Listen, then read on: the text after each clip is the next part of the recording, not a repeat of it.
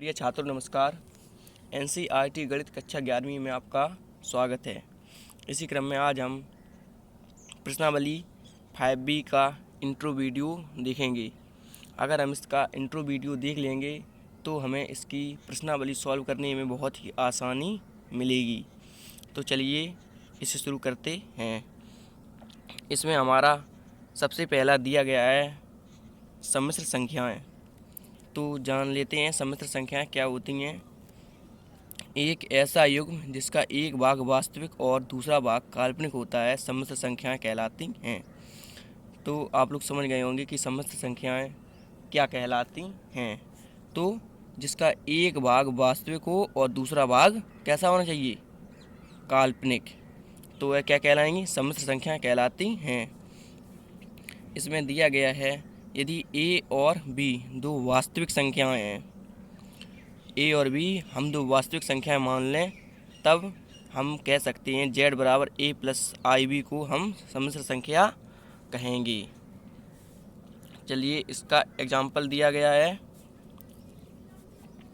5 plus 2i comma minus 6 plus i comma minus 3 minus 8i। ये example दिए गए हैं।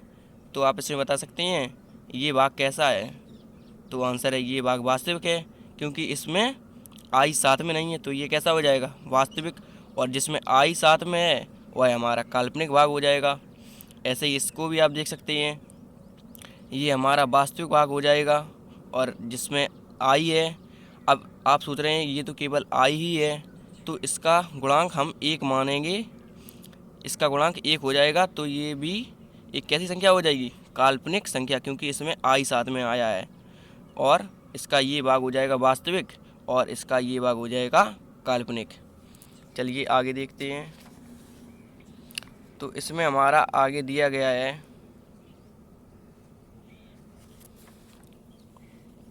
यदि सम्मिश्र संख्या z बराबर a प्लस IB को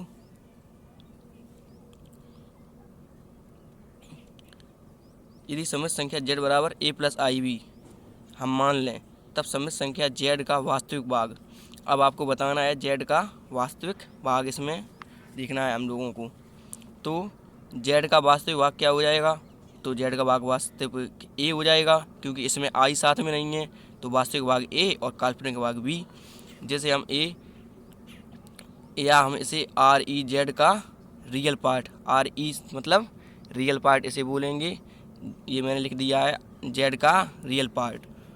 और z का काल्पनिक भाग, z का काल्पनिक भाग b हो जाएगा, क्योंकि इसके साथ में i आया हुआ है, तो z का काल्पनिक भाग क्या हो जाएगा, तो आंसर है b। ये थोड़ा डैमेज हो गया था। और जिसे हम z का बोलेंगे, यानी कि इमेजिनरी नंबर, z का इमेज नंबर यानी कि काल्पनिक या अधिकल्पित भाग।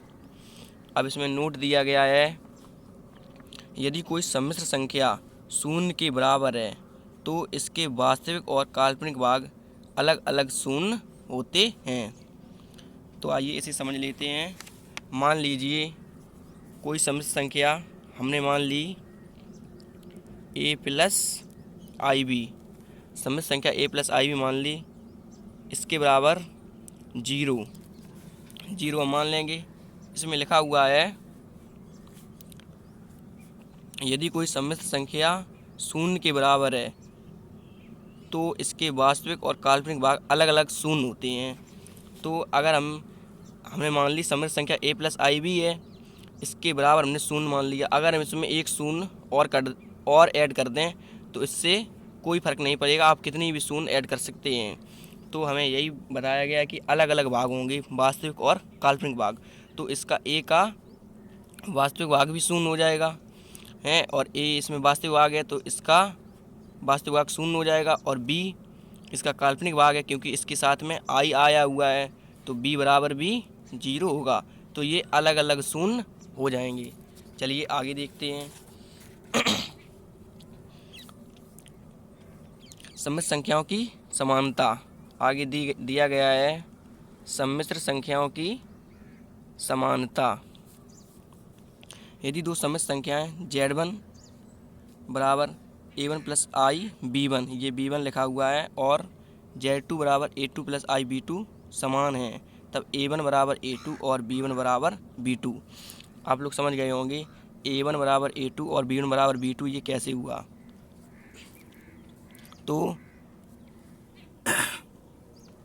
तो ये ऐसे हो गया, चूँकि A1 वास्तविक भाग है और इसमें A2 भाग है, A2 वास्तविक भाग है। आप देख सकते हैं ये Z1 अलग सम्मिश्र संख्या है और ये Z2 अलग सम्मिश्र संख्या है। अब इसमें A1 ये वास्तविक भाग हो जाएगा है और A2 ये वास्तविक भाग हो जाएगा। वास्तविक भाग क्या होता है, जिसमें आई साथ में नहीं आया हो, तो इसके साथ में आई नहीं है, ना ही इसके साथ में आई है, तो ये दोनों कैसे हो जाएंगे, वास्तविक भाग। अब इसमें A1 बराबर A2 वास्तविक भाग बराबर वास्तविक भाग, और B1 बराबर B2 काल्पनिक भाग बराबर काल्पनिक भाग बराबर काल्पनिक भाग ही हो जाएगा।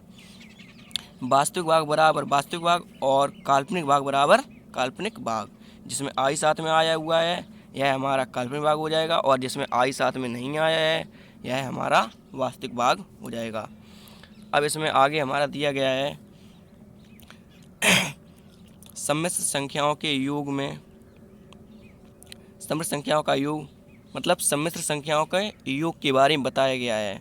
तो देख लीजिए इसमें क्या लिखा हुआ है, सम्मिश्र संख्याओं के योग में वास्तविक भाग वास्तविक में और काल्पनिक भाग काल्पनिक में जुड़ता है। तो हमने अभी आपको बताया था कि वास्तविक भाग वास्तविक में जुड़ेगा और काल्पनिक भाग काल्पनिक में जुड़ेगा। चलिए इसे समझ लेते हैं। तो ये कह रहे हैं वास्तविक भाग वास्तविक में और काल्पनिक भाग काल्पनिक में।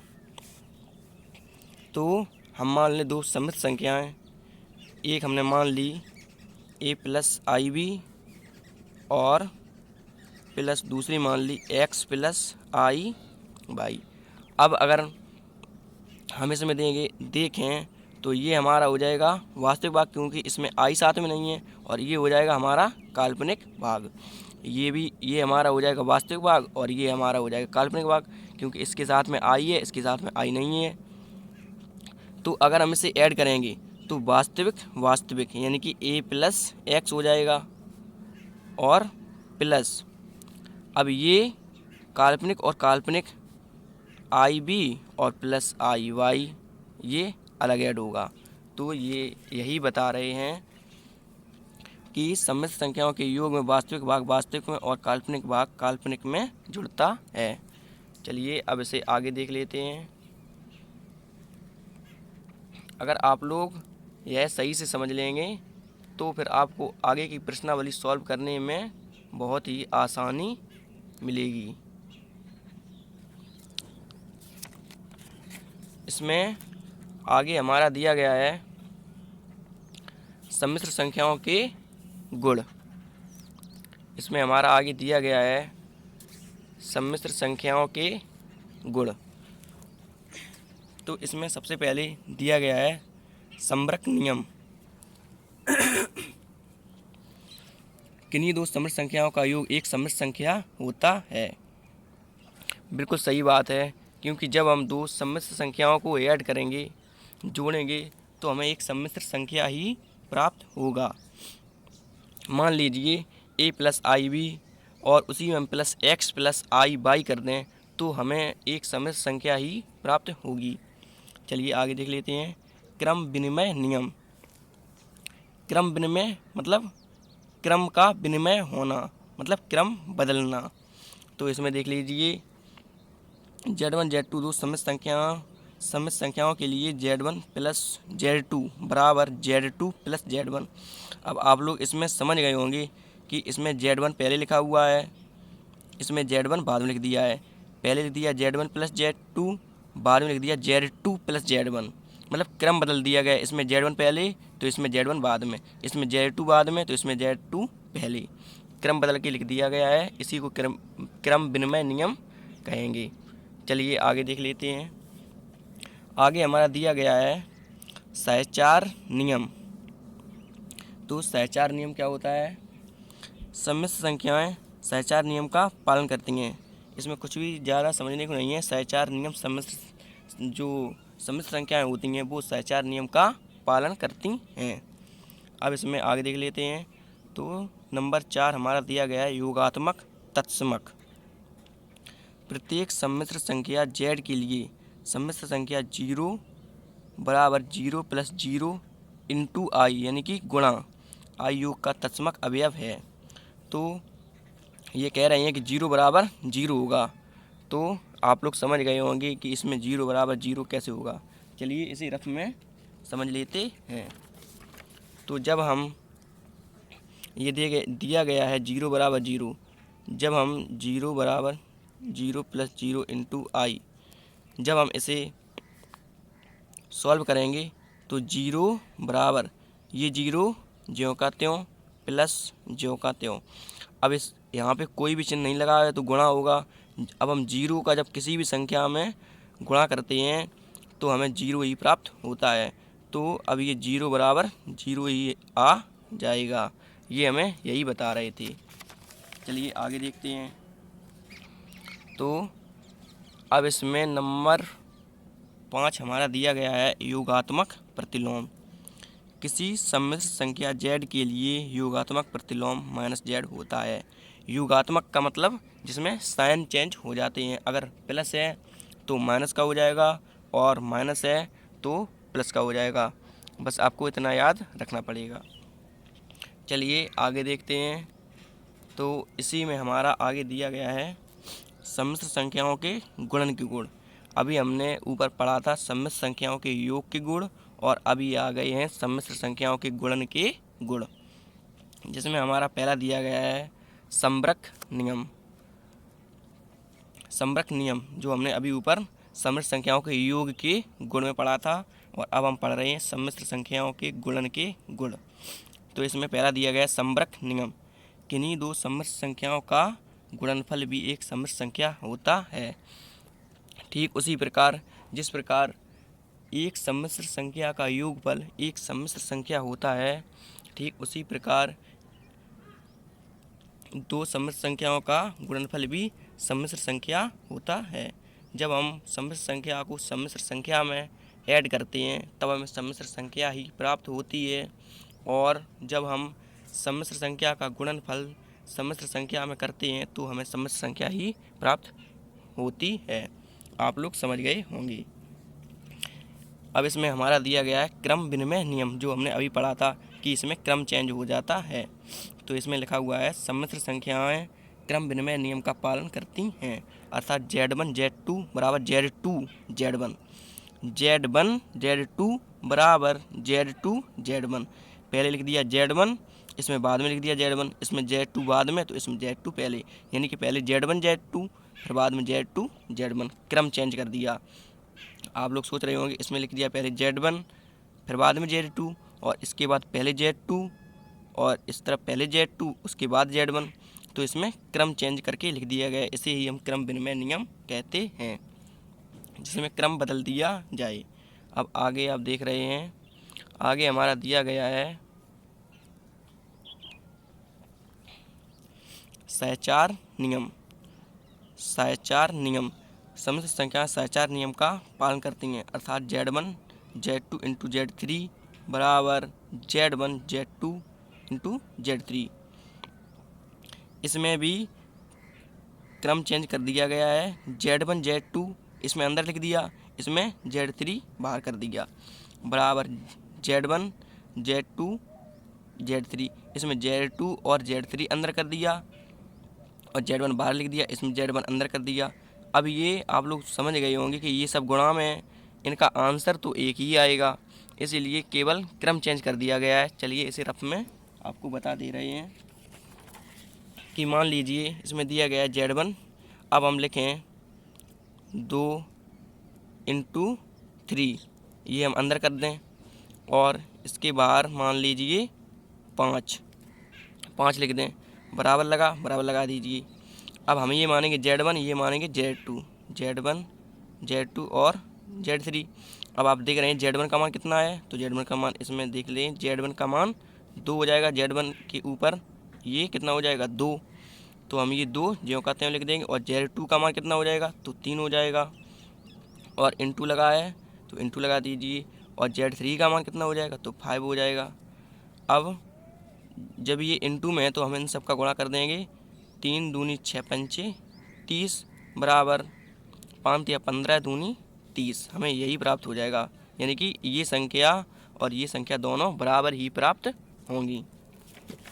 यही सहचार नियम होता है जिसमें क्रम बदल दिया जाता है और कुछ नहीं। अब आप आगे देख रहे हैं गुणा का तत्समक अवयव, मतलब मल्टीप्लाई के बारे में बताया गया। गुणा का तत्समक अवयव, गुणा का तत्समक अवयव 1 होता है। इसमें आपको यह याद रखना है कि गुणा का तत्समक कितना होता है, तो आंसर है 1 होता है। अब इसमें हमारा नंबर 5 दिया गया है गुणनात्मक प्रतिलोम।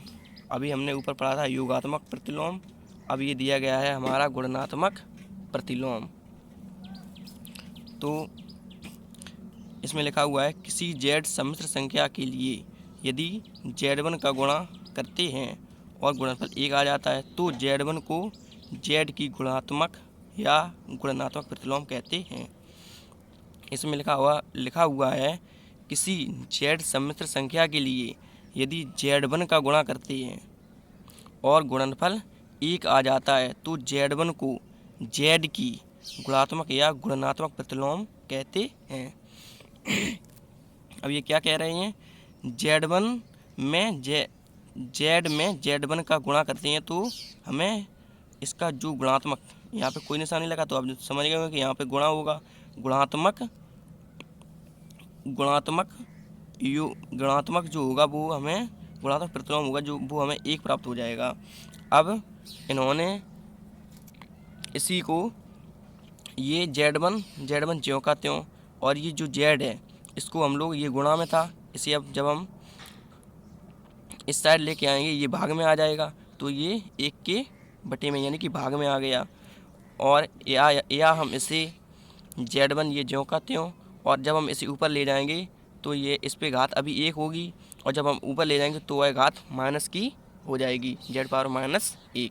आप समझ गए होंगे। चलिए अब इसी क्रम में हम आगे देख लेते हैं। अगर आप लोग ये सब समझ गए तो आपको आगे की प्रश्नावली समझने में बहुत ही आसानी मिलेगी। तो इसमें अब हमारा दिया गया है वितरण नियम, आप देख रहे हैं वितरण नियम। तो इसमें लिखा हुआ है सम्मिश्र संख्याओं में गुणन की संक्रिया योग की संक्रिया पर वितरित होती है। सम्मिश्र संख्याओं में गुणन की संक्रिया योग की संक्रिया पर वितरित होती है, अर्थात Z1 कोष्टक Z2 + Z3 बराबर Z1 Z2 + Z1 Z3। इसमें इन्होंने योग ये लग कर दिया और ये कोष्टक में लगा दिया। तो जब हम इसका गुणा अंदर करेंगे, Z1 का जब हम अंदर इसमें गुणा करेंगे कोष्टक में, Z1 गुणा जब हम Z1 का गुणा Z2 में करेंगे और Z1 का गुणा Z3 में करेंगे, तब हमें यही संख्या प्राप्त हो जाएगी। देखिए कैसे, हमने Z1 का गुणा Z2 में किया तो तब हमें Z1 Z2 प्राप्त हुआ। जब हमने ये प्लस लगा दीजिए। उसके बाद जब हमने Z1 का गुणा Z3 में किया तब हमें Z1 Z3 प्राप्त हो गया। आप लोग समझ गए होंगे। इसके बाद हमें दिया गया है संयुग्मी सम्मिश्र संख्याएं। संयुग्मी सम्मिश्र संख्याएं ये दिया गया है, ये फॉर्मूले हैं, कुछ आपको याद कर लेने हैं। Z पे पावर बार दिया गया है, ये Z पे पावर बार है, उस पर भी पावर बार है, यानी कि 2 बार दिए गए हैं। Z पे पावर बार और पावर बार बराबर Z दिया गया है। और ये नंबर 2 हमारा दिया गया है, यदि Z बराबर x + i/, तब Z इंटू Z पावर बार बराबर x² + y²। ये फॉर्मूले हैं, आपको याद कर लेना है। अब इसमें नंबर 3 हमारा दिया गया है, यदि Z1 और Z2 दो सम्मिश्र संख्याएं हैं तब Z1 प्लस माइनस, मतलब प्लस में भी हो सकती है और माइनस में भी हो सकती है। हम इसे, चलिए आपको रफ में बता दे रहे हैं कि हम इसे कैसे लिख सकते हैं। हम इसे Z1 प्लस Z2 पे बार बराबर Z1 पे बार प्लस Z2 पे बार, ये तो हमने प्लस में लिख दिया दोनों को। अब इसे माइनस में कैसे लिखेंगे ये भी देख लीजिए। ये तो हमने प्लस में लिख दी दोनों को, Z1 प्लस Z2 पे बार पूरे पे बार और Z1 पे बार प्लस Z2 पे बार। अब इसे हम माइनस में भी लिख सकते हैं, कैसे देखिए, Z1 माइनस Z2 पे बार बराबर Z1 पे बार माइनस Z2 पे बार। अब हम इसे प्लस माइनस, अगर हम यहाँ पे प्लस लगा दें तो हमें ये प्लस माइनस में भी लिख सकते हैं, जैसा कि हमें दिया गया है। इसमें दिया गया है Z1 प्लस माइनस Z2 पे बार बराबर Z1 पे बार प्लस माइनस Z2 पे बार। इसमें अलग अलग बार कर दिया गया है, इस पे Z1 पे अलग, इस साइड Z1 और Z2 पे इकट्ठा दिया गया है, इस साइड Z1 पे अलग और Z2 पर अलग कर दिया गया है। अब इसी क्रम में हम आगे बढ़ते हैं, तो आगे हमारा दिया गया है नंबर 4। यदि Z1 और Z2 दो सम्मिश्र संख्याएं हैं तब Z1 इंटू Z2 पे बार, Z1 इंटू Z2 पूरे पे बार, और इसमें अलग अलग बार दिए गए Z1 पे बार इंटू Z2 पर बार। अब नंबर 5 हमारा दिया गया है, यदि Z1 और Z2 दो सम्मिश्र संख्याएं हैं, यदि Z1 और Z2 दो सम्मिश्र संख्याएं हैं तब Z1 बटे Z2 पर पूरे पे बार है बराबर Z1 पे बार बटे Z2 पर बार, मतलब अलग अलग बार लगा दिया है। ये आपको फॉर्मूले सभी हैं, ये आपको याद कर लेने हैं। इसके बाद हमारा लास्ट पॉइंट बचा हुआ है सम्मिश्र संख्याओं का वर्गमूल। हम माना सम्मिश्र संख्या Z बराबर A प्लस IB, तब हम इसका वर्गमूल अगर चूँकि हमें वर्गमूल निकालना है तब हमें इस पर वर्गमूल का ये साइन लगा देना है, उसके बाद बराबर, और हम इसका वर्गमूल x प्लस आई बाई मान सकते हैं। चलिए इसे हम आपको रफ में बता दे रहे हैं कि अगर मान लीजिए हमने माना सम्मिश्र संख्या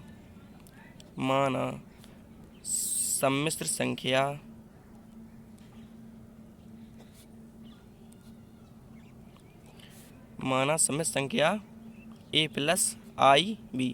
अब हमें इसका वर्गमूल निकालना है, तो आपको चूँकि वर्गमूल निकालना है तो इस पे वर्गमूल का साइन लगाना है, और हम इसका वर्गमूल मान लेंगे A प्लस IB का वर्गमूल हम मान लेंगे x प्लस आई बाई, ये हम इसका वर्गमूल मान लेंगे।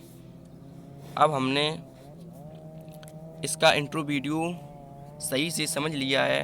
अब हम इसी क्रम में प्रश्नावली स्टार्ट करेंगे, और जो भी प्रॉब्लम आएगी प्रश्न में वो उसी प्रश्न में ही सॉल्व कर देंगे।